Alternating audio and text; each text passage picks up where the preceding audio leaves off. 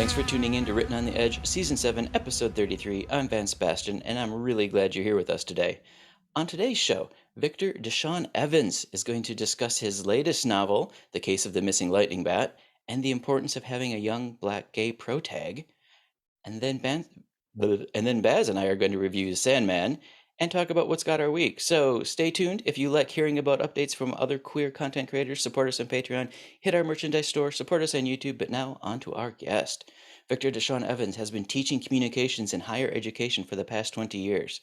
Prior to teaching, he was an entertainment journalist, and when he noticed there weren't many places for gay black teens to see themselves represented, he started writing and he started a documentary film production company. So when he's not teaching or working on film projects, he can be found on his farm with his partner, where they wrangle goats, pigs, and chickens. Victor, welcome to the show. Thank you. Happy to be here. You sound like a busy guy. A little bit, yes.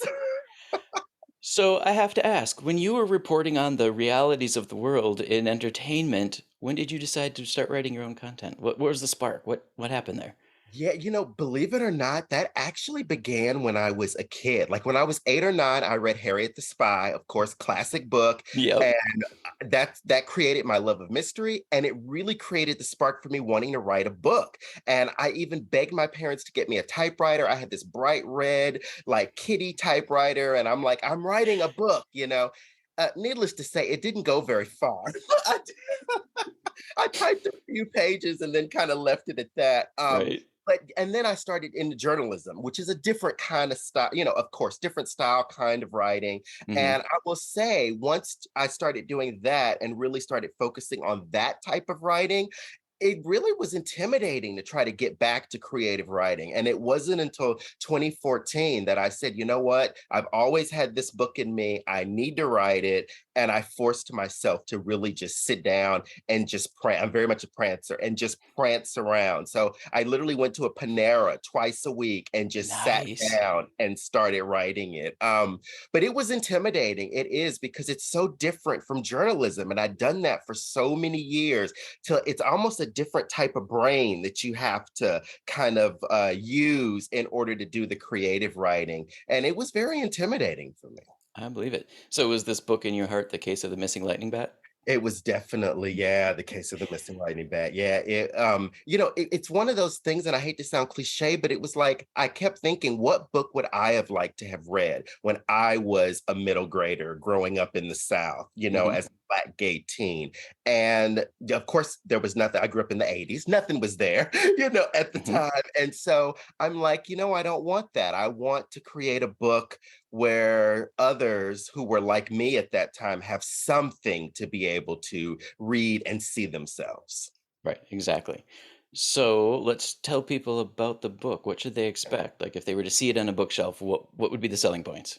Yeah, so, basically it's about Evan Sinclair, who is this sort of nerdy boy who gets bullied at school, but he is great at sleuthing. He can put puzzles together.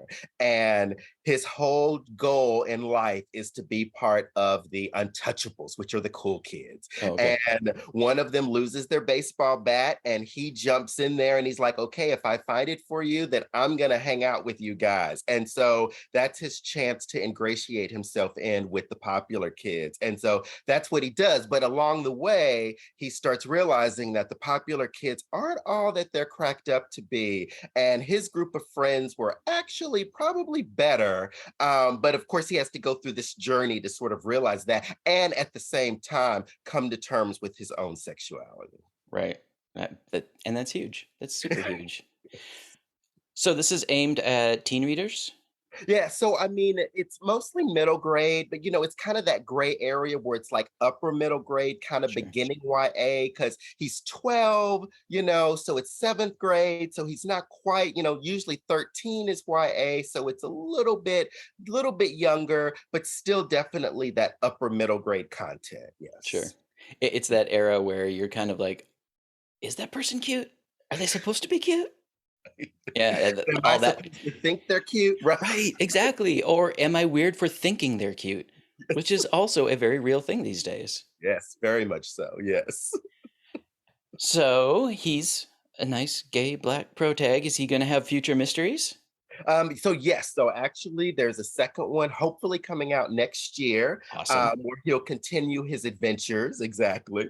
And there's also a little budding romance in there as well, and from a place that was very unexpected. So Cool. yeah, I tried to put a little bit of everything in there. All right. Well, let's show people the cover for the first book so they know what they're looking for. Yes, there we Beautiful. go. Mhm. Oh, is that the baseball bat on the cover? It is, yes. Nice.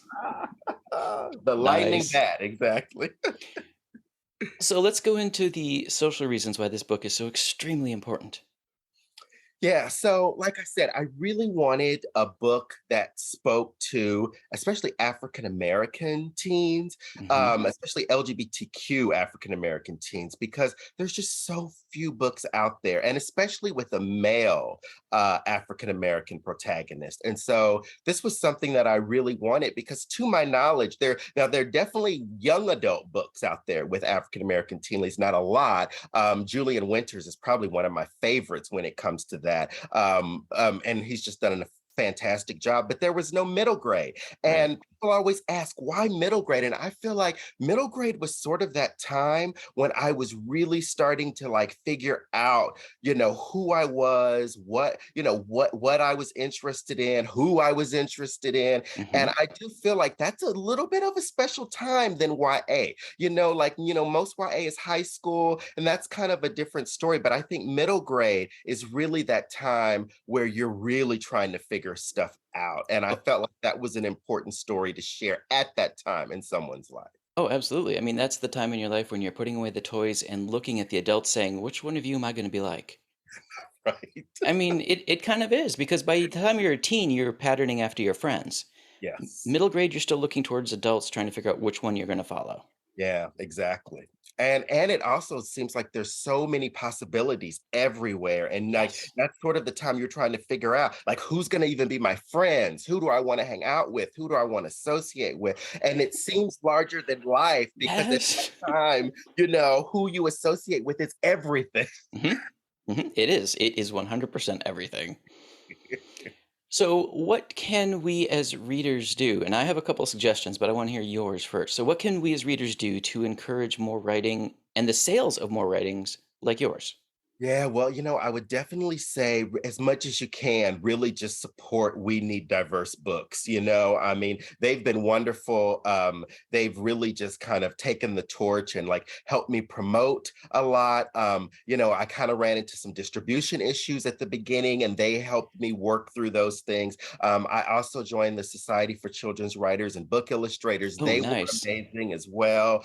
And then there's so many like the Brown Bookshelf. There's so many organization and websites out there that really focus on books for brown and black people, and just people in color, people of color in general, and especially children's books that focus in with those types of representation. And I think just supporting them and doing what you can to share those with librarians and schools. I will tell you, librarians have been my best friends Oh, so they're far. amazing. And yeah, and just getting the books out there and putting it in the kids' hands, because at the end of the day, that's what it's all about for Mhm. me. It's about putting it in the kids' hands, and however I can do that, that's what I'm trying to do.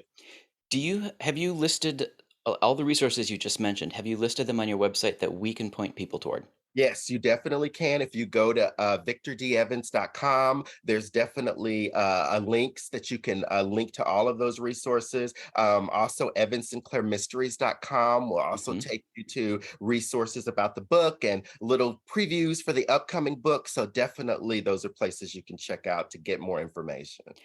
And then I want to dovetail with a couple of my suggestions on what you said about talking to librarians. Ask librarians for these. If you don't, especially if you can't find them in your library, and I know a lot of libraries are now digital, but you can still call the librarians, call the library and say, "Hey, I was searching Libby or whatever app is used, and I can't find these. Are you going to be adding them to your reading list soon?" And they will put them in front of acquisitions people to look for. Yeah, The yeah, other and that's huge. It is huge. And the other thing I want to suggest is whatever book site you use, whether it's Amazon or Barnes and Noble or wherever you search for your books online, use these search terms. Black gay teen. Search for that because they track what is being searched for. And Yeah. that just puts this literature in front of more eyes when these great big distilleries realize that's what people wanna read.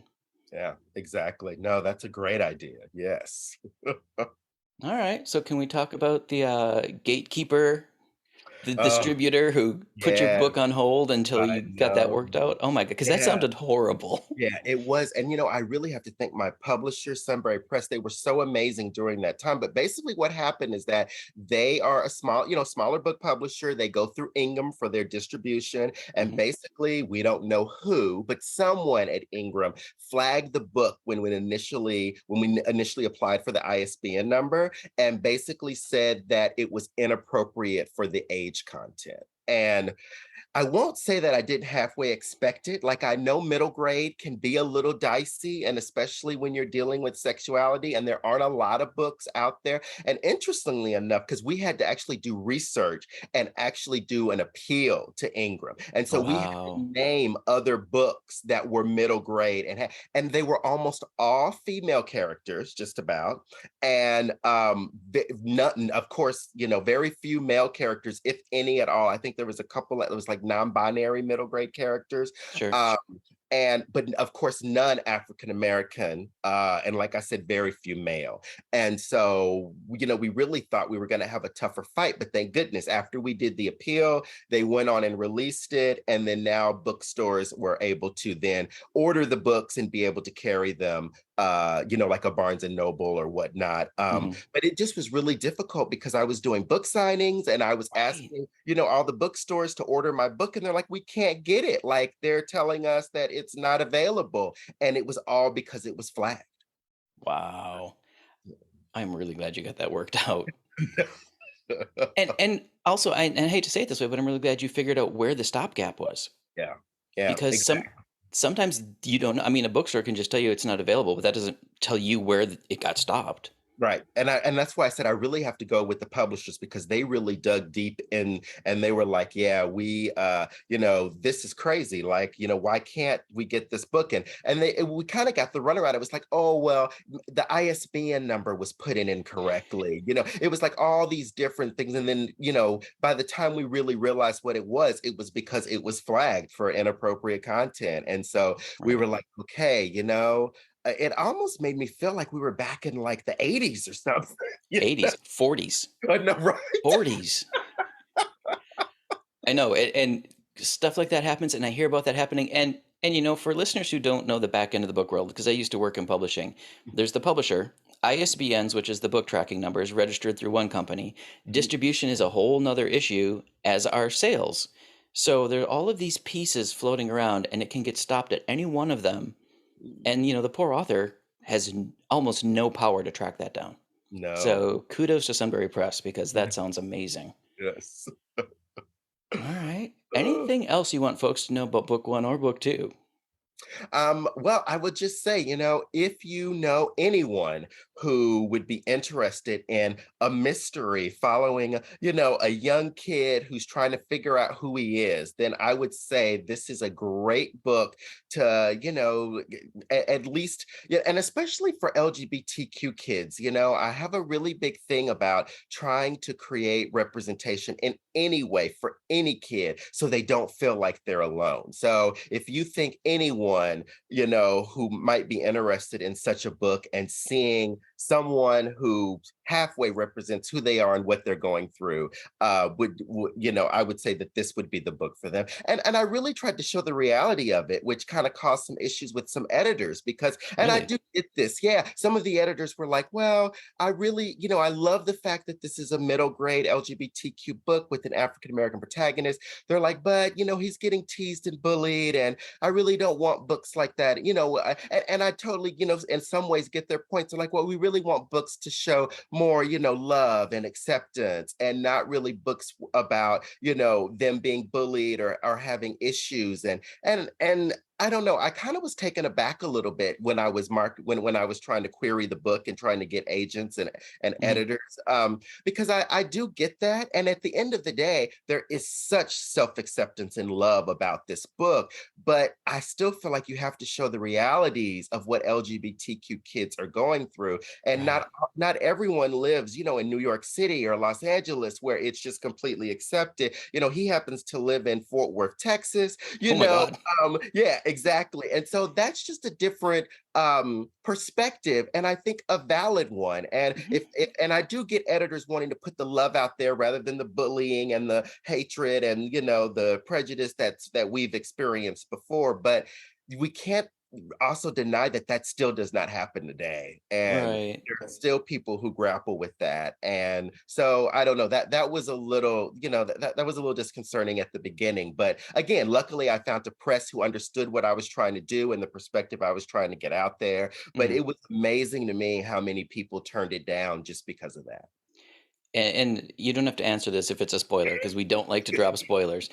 But was the solution to show how bullying can become either empowering for the person being bullied or an agent of change in the world so that the people doing the bullying grow the fuck up? Yep, Pardon my exactly. French? Yes, and that's exactly what happens in this book. Yeah, is that everyone grows. I mean, including, my main character who grows from dealing with the bullying, as well Mhm. as the bullies themselves, who in the end, some of them, not to give any spoilers away, but like Sure. he finds support in places he didn't expect. Cool. Yes. Very Mhm. cool. All right. And it's selling everywhere, Amazon and bookstores, Yes, and people. Amazon bookstores, exactly. Thank goodness Cool. now. Yes, so you can get it. Right.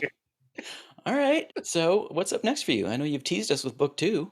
Yeah, so book 2 is something that I'm working on that'll be coming out soon. Also, I am working on a adult sci-fi series called Fantastic Worlds, actually, and it's Ooh, got tons of pansexual, polyamorous characters. It's kind of like a Guardians of the Galaxy sort of space opera. So I'm love it.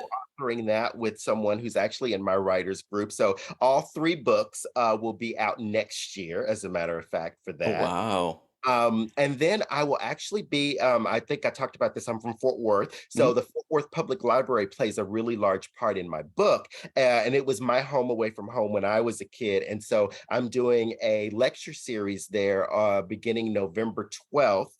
Nice. Yes. And so I'll be there, just talking about writing the book, talking about the book, and hopefully talking to LGBTQ kids about why they should read the book. So I'm excited about that as well. All right, listeners and viewers, you heard it here. If you're in Texas, go see it and send to your friends. Yes. All right. Well, what social and or website is best for people to keep up with your updates?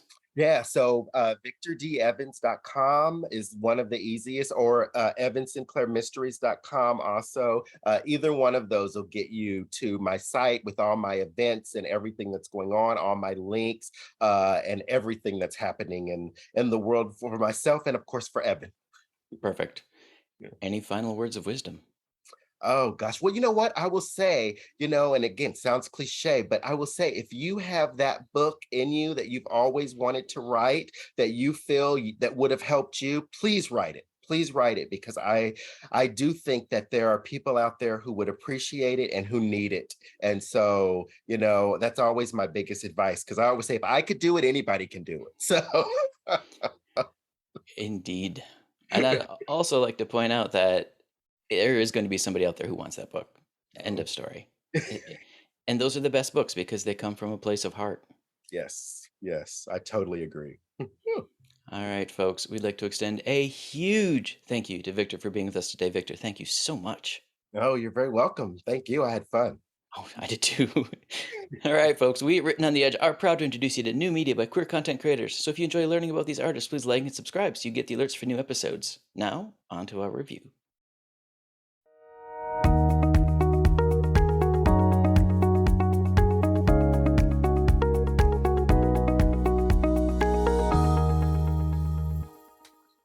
Hey everybody, welcome back. We are now doing our review of The Sandman.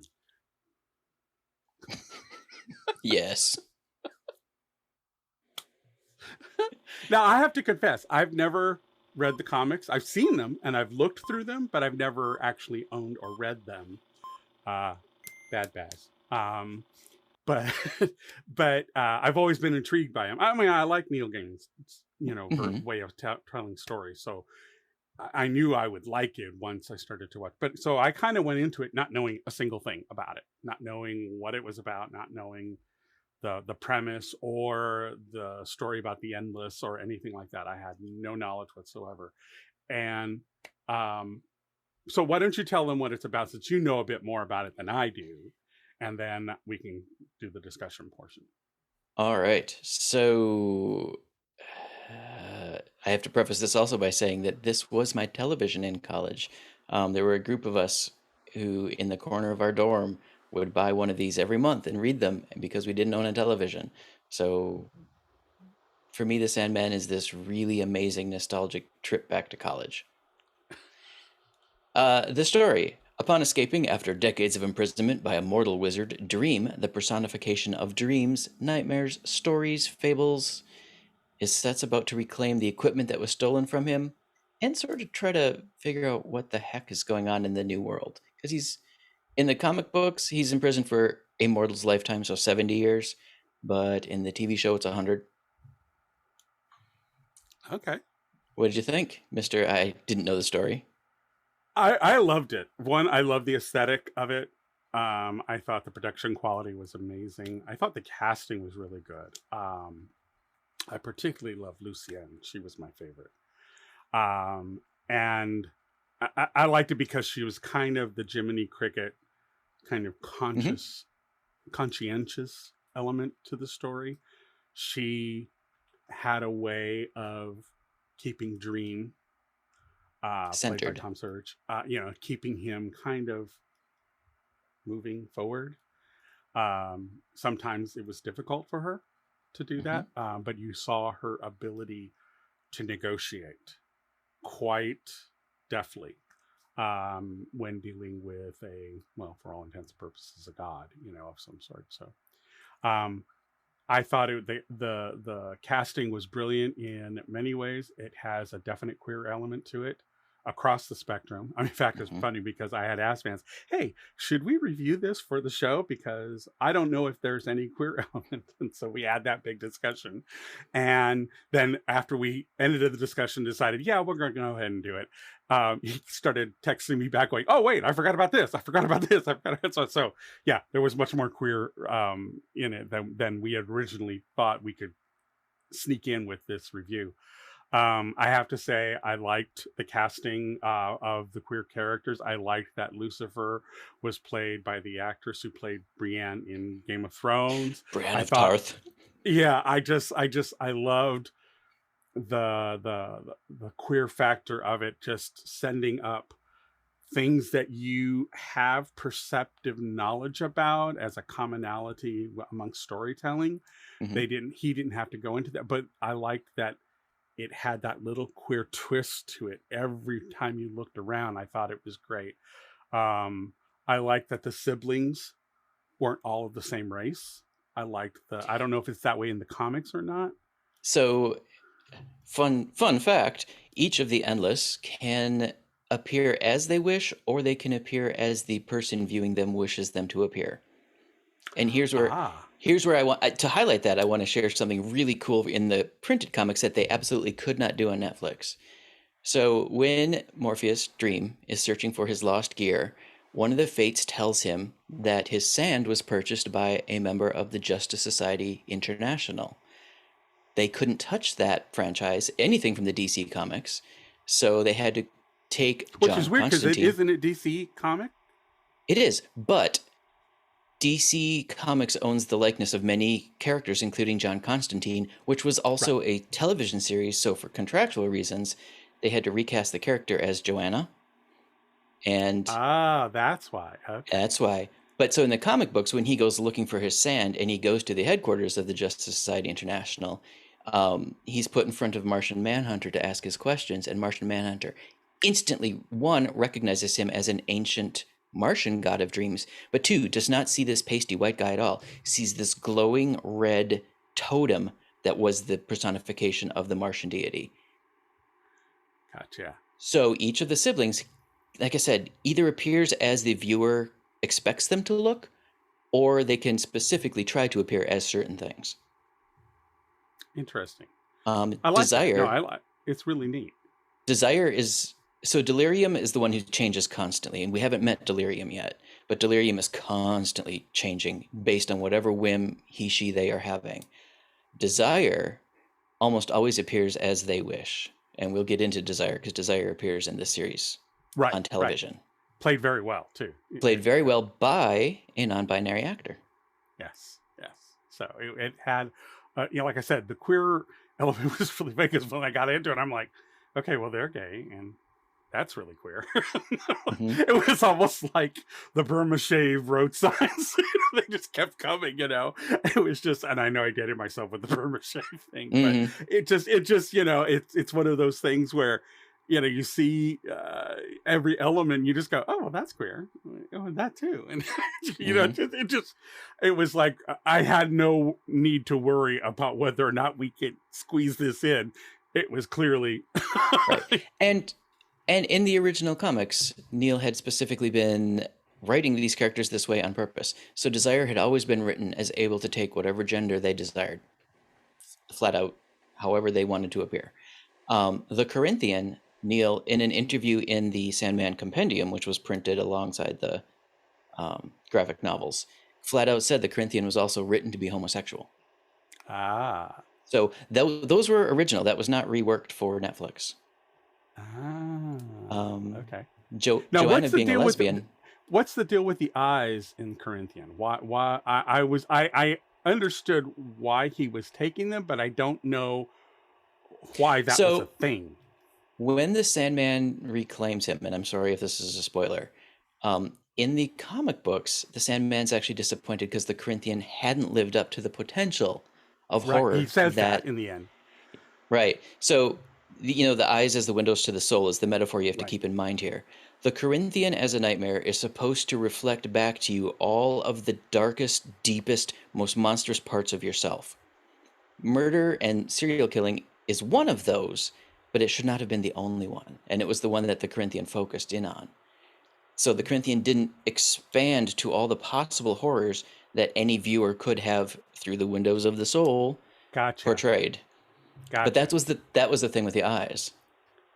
Okay. That makes much more sense now. And the thing I liked about it too, here's what I want to give definite props to the production of it. I have a mother who's dealing with short-term memory issues.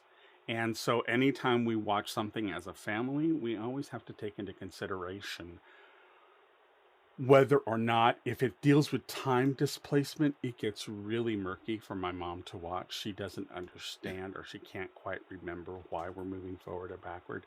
One of the things I liked about this was that it had the element of time displacement, but it was presented in a linear form, if that makes any sense. So it's something that she could take in and understand the progression of the story as it moved forward. So I really was happy that they did that. And it was always clearly labeled. So whatever the year was always printed across the bottom of the screen. So that helps, especially in a situation like yours. Yeah. So, and I think a lot of production houses don't really consider that there are people out in the world who would probably consume this kind of thing, but could have struggle issues with certain contexts. And I think they did a really beautiful job of keeping you on track. No matter where they were, no matter what was going on, no matter the time shift, they were very clear about it, which, is kind of a textbook of here's how you can do it and make it accessible to others who might feel left out of that piece, so. Right. The other piece that made me so happy was the diversity of colors in this cast. In the original printed comics, Lucienne is a pasty white male elf, and Death, Dream's sister, is a pasty white goth girl, and Unity Kincaid is a blonde-haired, white-skinned sleeping woman. So the fact that Netflix and the production company looked at the world and said, no, we actually have some color on this earth, let's play with that. Right. It made me really, really happy. Yeah. I think that Well, it goes to the same, point I made when I wrote Angels. Here I am, a Latin and Native man, gay man, and I wrote a story about two white guys. Hmm. What the fuck?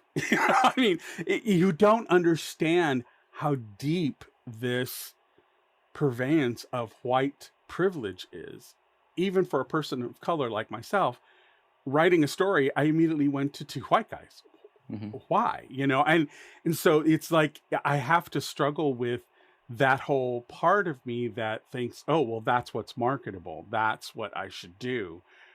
When I, as a person of color, I should realize there are many more people in the spectrum to play with, and I think that's one of the things that, and then one of the reasons why I love like things like we did Fire Island with a heavy Asian influence. I love that we're getting these stories told by other cultures, and Hmm. I think they are very rich. And it's not that they only do it with their particular race. They have other people from other races too, but it shows the perspective in a very respectful and authentic way. And I think that's one of the things that I love most about where current storytelling is going, is that Hmm. we are starting to see all of the colors in the crayon box being used, and that's a great thing. That can only make stories better, I Right. think. Right. And I Agreed. think Sandman is an excellent example of that. Hmm. So, want to give our ratings? Do You it. go. You go. All right. Production quality, I actually only gave it a 4, and not because I didn't like it. It's because I felt internally inconsistent. It felt like episode X was produced to look one way by one company, but then a couple episodes later, it felt like it was produced to look a completely different way by a different company, and I didn't feel any internal consistency.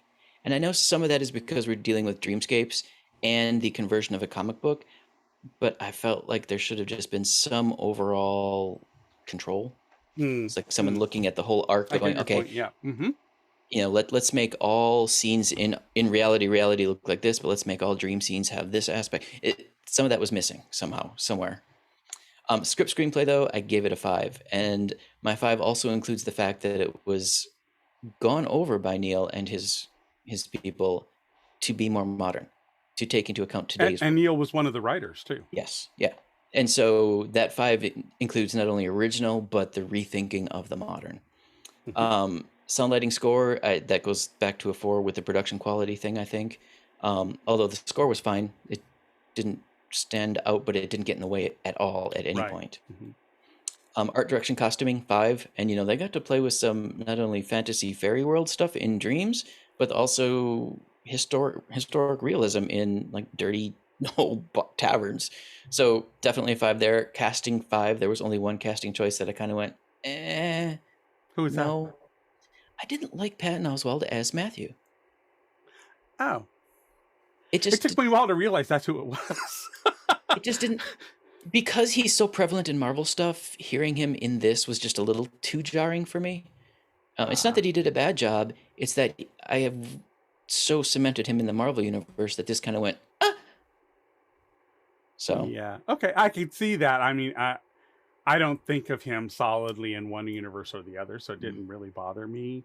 And I knew I recognized the voice when I started watching. It wasn't until like the third episode I went, "Oh, that's Patton Oswalt." yeah. It took The me, other the it other took me a problem, while to sink in. So I think as a counter to what you're saying, for me, it was like I obviously accepted him because it took me a while to even realize who it was. So yeah. The other problem I had with the Matthew characters, he's not introduced this early in the printed comics. ah, So it was a little bit of a, because like the fight in hell, Matthew wasn't there for that.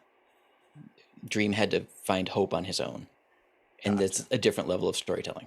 So I think I had a problem with the character in general. Okay. But casting otherwise a 5 across the board. Like I said, I even like the fact that they looked at the world today and said, "No, we're not all pasty white folks." Directing, 5. The director did get the story and understand it and portrayed it And well. that's no small feat. That is not a small feat with a story like this, Mm-hmm. and a universe that is beloved by many for 20 plus years. Mm-hmm. Queer themes presented, a solid 4. It didn't go into all aspects of queer life, but we were represented, and we were represented in different ways in different parts of the spectrum. So kudos. And it did make a difference. It wasn't Right. like, here's the queer people, Right. it just was, and you moved on, Hmm. which is Exactly. exactly how we want it. Exactly. So that gives me a 4.75. All right. Mine are fairly close to yours. Overall, I gave it a 5 because I found it to be highly engaging. I liked the fact that someone like my mother could watch it and know where it was going. And so it was a big plus for me on that element alone. Script screenplay, I gave it a 4.5. I really liked the writing. I thought they handled it very well, at least from a linear storytelling fashion that allowed for time displacement, but did it in a very, very creative way that I think was that opened the doors for, as I said before, for people who may have struggle with taking in things like that. It made it much more accessible, and I thought that was really brilliant. Sound lighting score, I give it a 4. I think it was well done. As you said, it did nothing was jarring, nothing knocked you out. I thought the health sequences were really interesting and really well done. I only had a disconnect from Lucifer's balcony to the things below. It's like the production quality between the two didn't quite match. Hmm. You could tell that that sequence was filmed separately and then they built everything around it, Right. which kind of made it a little jarring for me. That was the only part where I went, you should have spent more time on that. The cast, definite 5 across the board. I thought it was well done. I remember you making the comment about Joanna Constantine. Why do they say Constantine instead of Constantine? Was that a thing? Well, how do you tell in a printed comic? Well, I know, but I mean, did people often refer to it that way? I mean, it seemed to be a big thing that how it was pronounced when they did it. He said, "Oh, Constantine," and I'm like, I suspect it was because of contractual reasons to separate it from John Constantine. "Oh, No other okay, reason. I really think it was just a contract thing. okay, yeah," because I mean, I saw the movie with Keanu Reeves, and it Hmm. wasn't pronounced that way. So, Hmm. okay. And then so cast 5. Direction, I give it a 4. Like you, there were some times where I just wasn't overly thrilled, but I thought it was well done. Just didn't knock my socks off. I thought it was handled well. It had some consistency to it, but it just didn't blow me away. Queer themes presented, totally loved it. I loved how all of the queer elements just kind of floated in, floated out. Hmm. It was present all around. I particularly liked the way that the Corinthian was played because we're not always good guys. We're Hmm. not, and I think that they played it very. In fact, it's really kind of funny. Uh, I don't know if people are going to understand why I'm seeing it this way, but I thought the way that the actor played Corinthian, um, what reminded me of how I always saw James Spader in the John Hughes movies playing the ritzy rich guy, and it always had that slightly gay slant to it. Hmm. And so it kind of gave me that, James Spader vibe.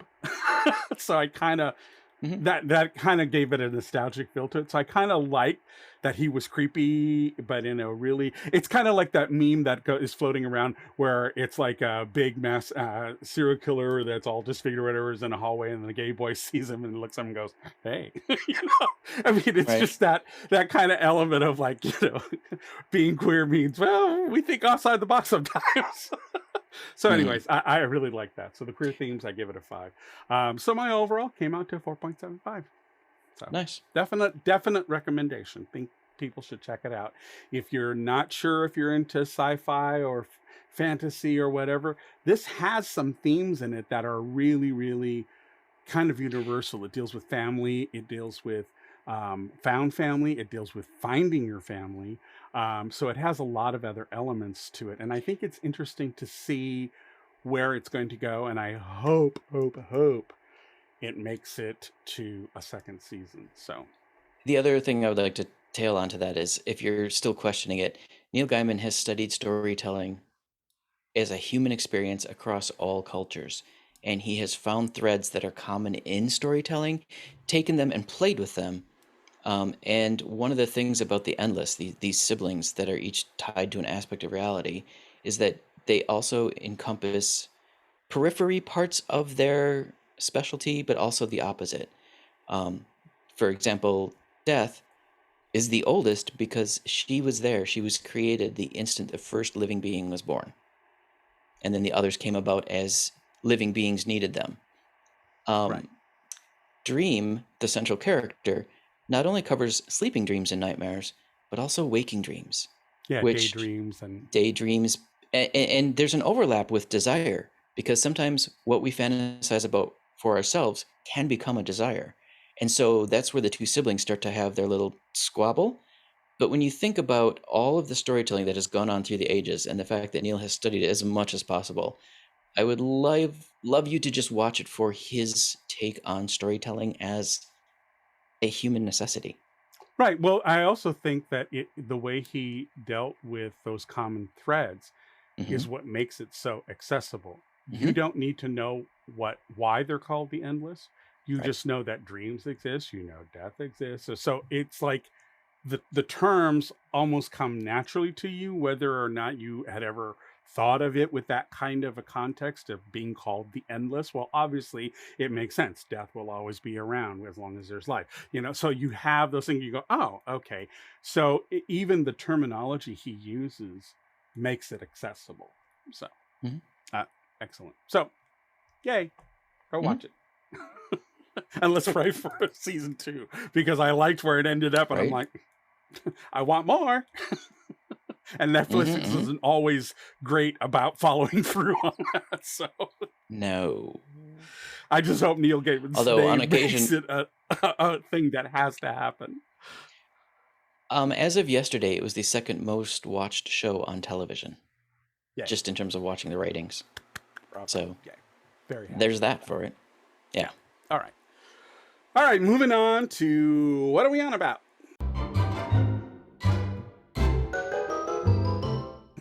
Dun, da, da, da. Let's see. Parents are mostly recovered. They're actually going to try to do their own grocery shopping this week. One of my dogs ate a frog, so we're kind of on parasite watch for that one, because it's been a couple sleepless nights now. So while I've been sleepless, I've been writing again and doom scrolling. But in the middle of my doom scrolling, and again, this is probably fueled by some really tired hallucinations, but the FBI raid on Mar-a-Lago actually got me really excited, because I'm like, there's this weird hold that Trump has over the Republicans that I do not get, and nobody does. So everybody thinks he's got like information on them, on their dirty dealings, on their dirty doings, and I'm hoping I think that some of them he does, but and I'm hoping the FBI found it. yeah. Well, Tucker is really scared. Oh, He's very. he's really freaking the fuck out. But it's funny that you mentioned that. I like too. But my favorite thing that came out of, there's two things that came out of, and it leads into my what are we on about. Mhm. But the first one is that Michael Cohen calls it Mar-a-Lardo. Hashtag Nice. Mar-a-Lardo. Nice. Make it a thing, people. And then the second thing, I mean, were you done? Well, first, before I go on, were you done with your what Yeah, are we on go ahead. about? Go. Okay. Go. So the other thing that I loved about is I've been watching, I watch a lot of YouTube, but I watch Lincoln Project TV with Tara Stetmeyer and Rick Wilson. Mhm. And they had on Tuesday, literally the day that everything started to break and all that stuff started to happen. Literally the day that it happened, they had an episode of Lincoln Project TV, and Tara told a story about how her mother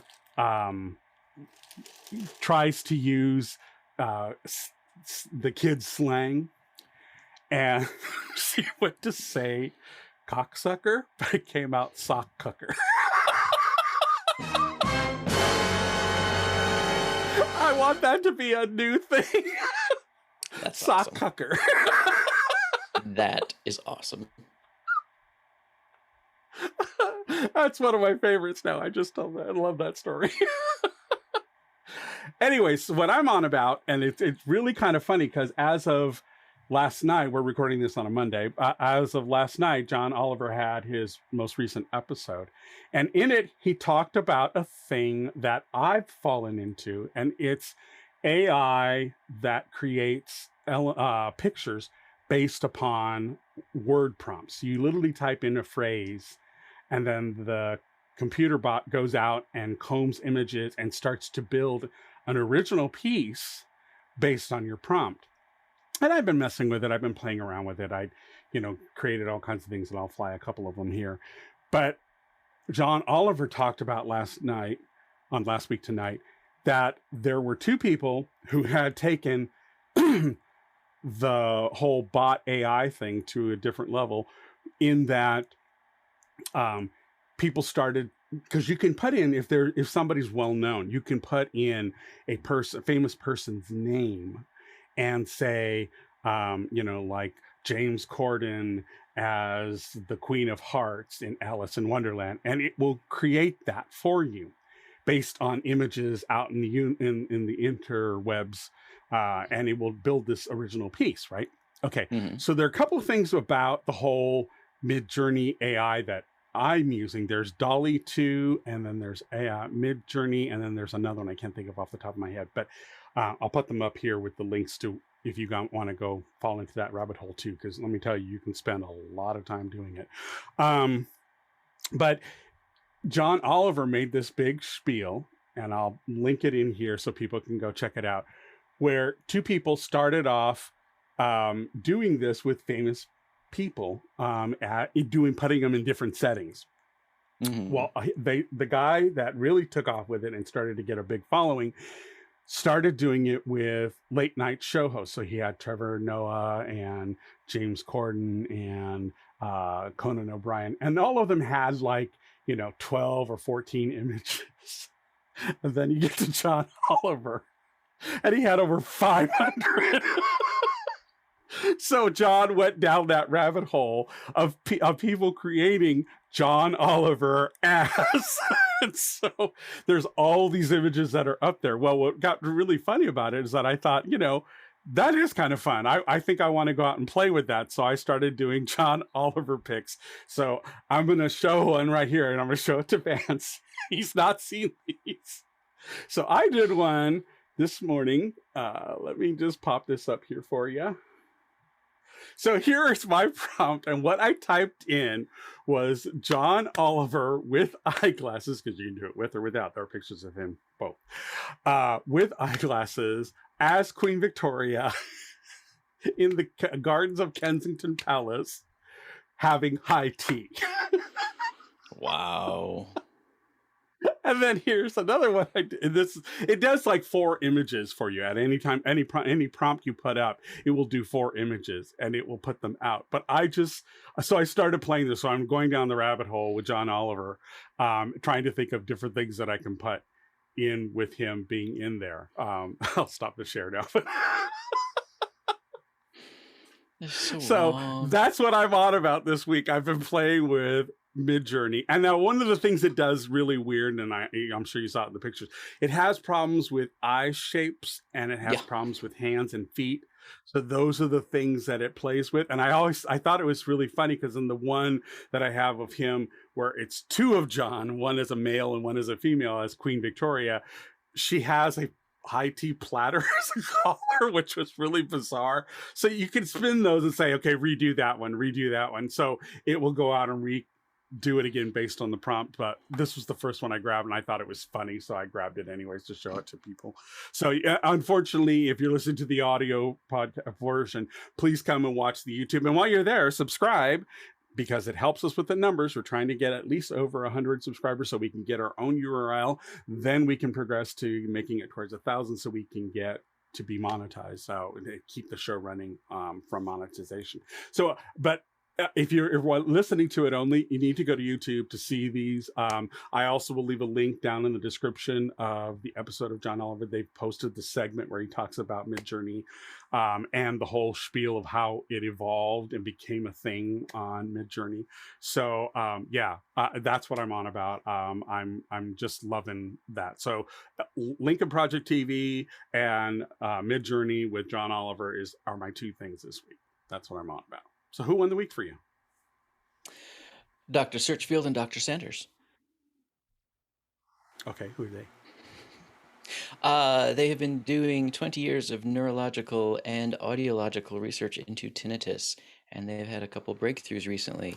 Yeah, because you suffer from it. So, yes. So people who don't know, tinnitus can lead to things like trouble sleeping, difficulty carrying out tasks, and possibly even depression, as the noise tends to take over your life. And what they're trying to do, because they still don't know what the cause is yet, is they have been working diligently to try to figure out ways to retrain your brain to make the noise not matter. Right. Turn it into white noise. Yeah. But white noise machines alone aren't enough. Your brain has to actually recognize that this noise does not matter. To it. Mm-hmm. And they've had some amazing success with some app work that they have built, to the point where their last test, the people who were just using white noise had no improvements, essentially, but the ones using their app did. So they're hoping within 6 months it will be released. Yay! And Excellent. the average retraining period is about 12 weeks, as opposed to a year or more otherwise. Excellent. Well, my who won the week this week are the Democrats, because they got something massively done. Mm-hmm. And we Democrats are not the greatest at messaging. So I'm contributing my part, kids. I'm putting it out there. We did some good shit this week. Actually, Biden had a really great week, and Jabba the Hutt down in Mar-a-Lago had a really bad week. So it was overall a really, really fabulous week for the most part.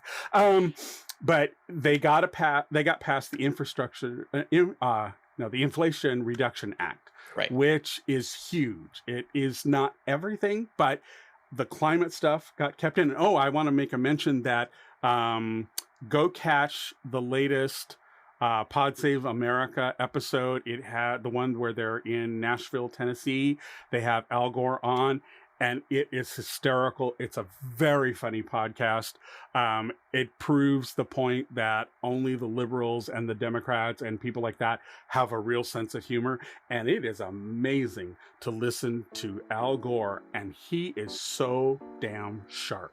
That man is still firing on all fronts, and he gave as good as he got with the comedy, so it was really, really fun to see the Dems really have a moment where they're shining and they're carrying the message forward. But yes, they won the week for me because they accomplished something that seemed improbable.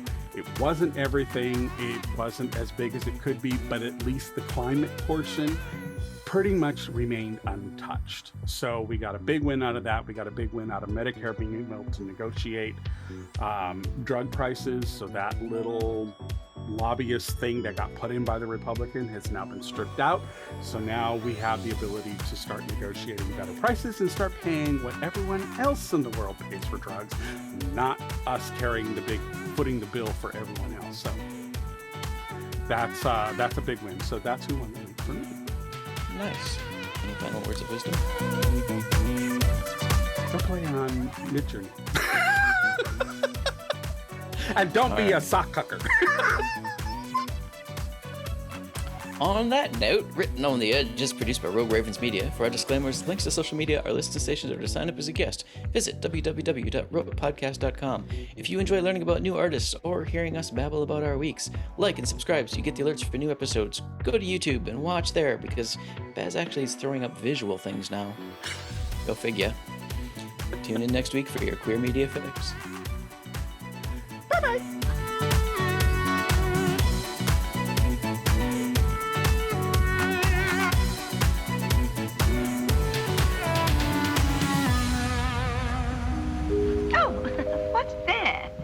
Closing time. The bums rush in melody, dear.